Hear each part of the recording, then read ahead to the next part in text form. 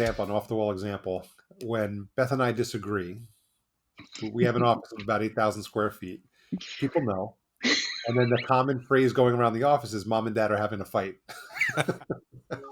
So even though we're not the oldest people in the company, we're still referred to as mom and dad. So we want a culture of like, we have certain perks and stuff that focus around culture. Like we have somebody who's got a young child who's in daycare and all of a sudden there's a problem with daycare, all of a sudden they're having coughing. And this individual was kind of tossed because in his other positions, when stuff like that came up and he had to leave the office, he got reprimanded or fired because of it. In our company, we're like, no, go take care of your daughter. Business will be here when you get back. Just go do what you got to do and then come back. Once in a while, situations that pop up versus, every once in a while we get an employee here who thinks they should be off twice a week.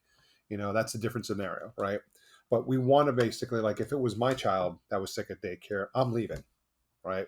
So my employees in the same situation. They have time off and everything else to account for it, but don't worry about like our time off policies are you can take an hour off if you need.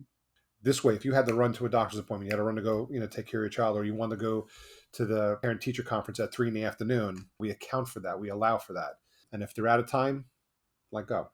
Don't worry about it. There's that fine line between the employees that take advantage versus the employees that appreciate, stuff like that, because a lot of our vacation schedule was built off of the school schedule because For we sure. wanted to be home with the kids because the kids were home and we didn't want to leave the kids home by themselves all day. So we actually, our schedule was always based on a school calendar. So we have quite a few holidays off that most businesses don't just because that's when kids are usually home. So it's kind of how we promote it within the company is through the perks and through our actions. We pretty much promote, the family first motto.